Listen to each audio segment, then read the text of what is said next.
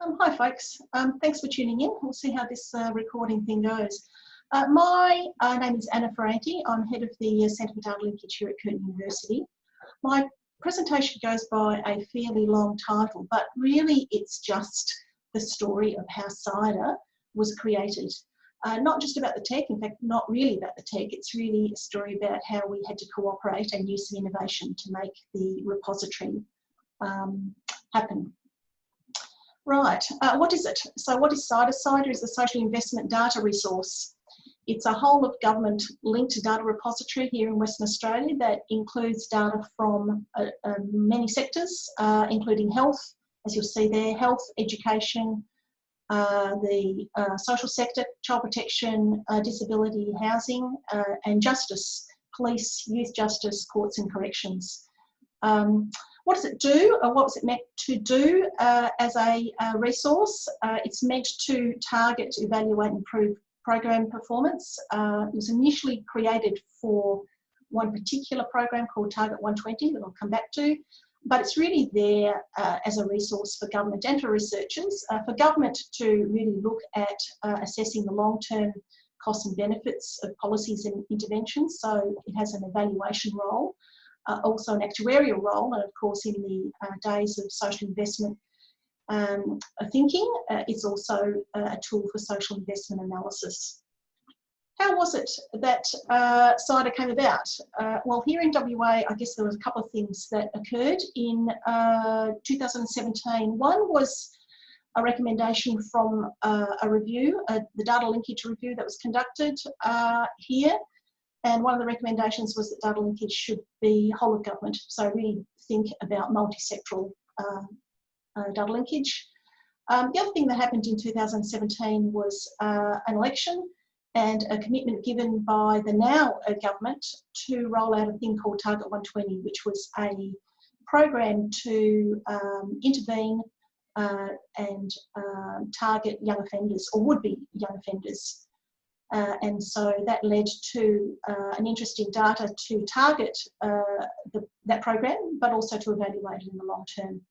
That's the specific context of WA, but there are general trends that I'm sure most people would be aware of. Government interest in data linkage is growing worldwide, and in that sense there is a whole of government approach. So that multi-sectoral view of data linkage is highly desirable by government, as is the notion of a central store of linked data. So once you've got things linked, putting de-identified linked data somewhere that's convenient and easy to access. And we've seen examples of these. The Sale Data Bank in Wales is one that probably started one of the earliest, I think. The IDI in New Zealand is another. And here in Australia, even the Australian government, or I shouldn't say even, but the Australian government at the federal level has rolled out a thing called MADIP, which is bringing together of administrative government data sets at that national level. Back to the SIDR story. So how did we create the SIDR? Well, step one was to get access to the data and then link it. And getting access was easier in some ways than I guess I've experienced in the past, because the negotiating of access was led by our Department of Treasury. So one of the positive things about getting involved in a project that is led by government is that they take the lead in negotiating access. So I think it was a smoother pathway in my view to get access to data than it would be if it was a research project or solely a research project led by researchers. So that was that. The data linkage component involved some cooperation and innovation, which I'll speak to. The cooperation part really was through the use of a distributed linkage model.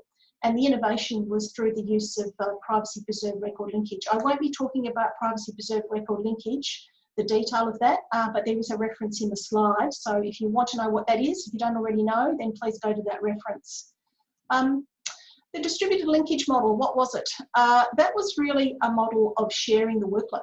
So we're lucky in this state that we have two linkage units that have the capability to do linkage, and what we did was really adopt an approach where we both shared. We shared the load. There's the West Australian Data Linkage branch, of course, has been doing heavy lifting for a very long time, 25 years plus, linking health data sets and non-health data sets in this state routinely. where the CDL is the kind of the new guys on the block. We've been around since the start of the PHRN in 2009, 2010, also with data linkage capabilities. And what we decided to do is, as I said, share the load. And we did that through agreeing on a shared spine. So we had something in common. We started with something in common, which we called the shared spine, and that comprised of birth registrations and education records from the state. So we agreed to have that in common at the start. And what happened was, of course, business as usual in terms of the data linkage branch continuing to link health, predominantly health records, and the CDL picking up the linkage of the non-health records. And we come together through that shared spine. And also if we have new cases, then of course that's added to the spine and shared as required. So that was the model of distributed linkage that we adopted as part of setting up the SIDR. We also brought in privacy preserved record linkage, and that was because we hit a snag, as many jurisdictions do, in that laws restricted the release of name identified data from justice. So we hit a snag. The traditional approach of releasing name identified data wasn't possible. And so rather than leave those data sets behind, we decided to use privacy preserved linkage. And by that I mean the Bloom filter method, probabilistic method that we've adopted here, that we have published, and that's the reference down the bottom. So by using that, we were able to include justice data in the mix. It wasn't an either or, it was actually a use of both privacy preserved record linkage and traditional linkage methods. So those agencies that were able to give us name identified data, we accepted and used traditional linkage, probabilistic linkage, and deterministic linkage to do that. But in bringing on board the justice data that was bloomed, we also had to develop a data flow that kept the traditional linkage separated from the privacy preserved linkage, so that there was no way we could re-identify people in the justice area. So, and that really is an extension of the separation model that we've been using data linkage for forever. The linkage was one part of the job, or the first part of the job. The second part of the job was building the repository itself, and again that required cooperation from all of the agencies involved, as well as kind of a sharing of roles between the CDL and the data linkage branch, and they're kind of colour-coded there to show you who's doing what. So we had separate to linkage, the content data or the administrative, the de-identified data being supplied into the SIDR, along with linkage keys from both the non-health linkages and from the data linkage branch, in addition to data that was being supplied on family connections. That was also from the Department of Health, and that gave us the ability not only to store information about individuals, but also their family members, so siblings, parents, offspring and so on, which is a feature of the West Australian data linkage system and has been for the last 20 or so years. Where is the SIDR at the moment? Well, the first year was completed at the end of 2019. That has data from all of those agencies, persons born 1990 through to 2018, and their family members. That data has been ingested, and that SIDR is now, or has been used by the Target 120 program and analysts in the Department of Treasury to progress that project. What we're doing now, of course, is updating and updating those records, moving to 2019. Where is it located? Well, we're locating this repository in our secure e-research platform at Curtin. So where do you put a repository that's going to, that holds a lot of administrative data that needs to be secure, that needs to be managed, that needs to be updated, and that needs to be used both by government and researchers?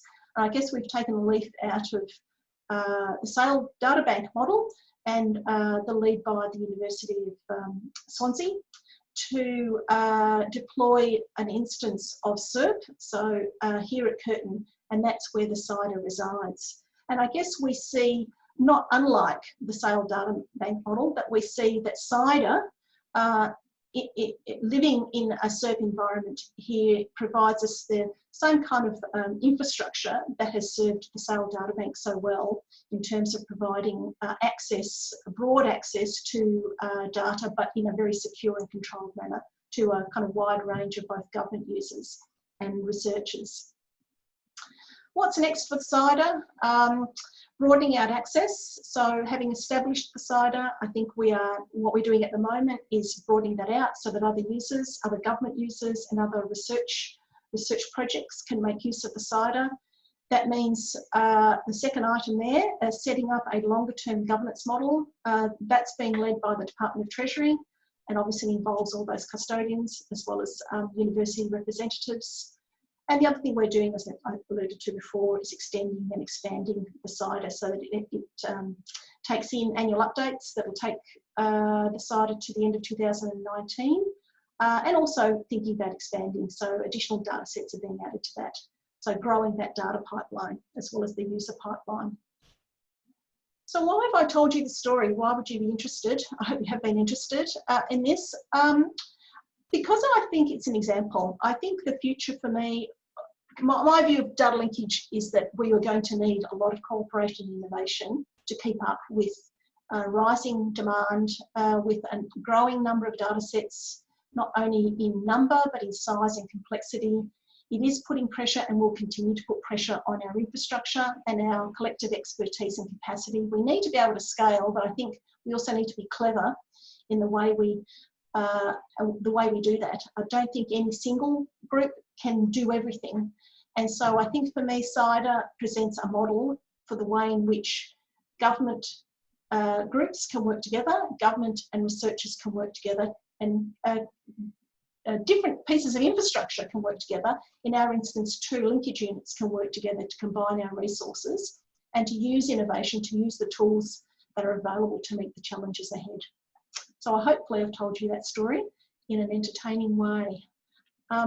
Acknowledgements, of course, Department of Health and the Data Linkage Branch. Again, there are dependencies. This would not work without their cooperation, nor would it work without the leadership from Department of Treasury and the cooperation and support from each of those government agencies, and of course our own university. Thanks very much.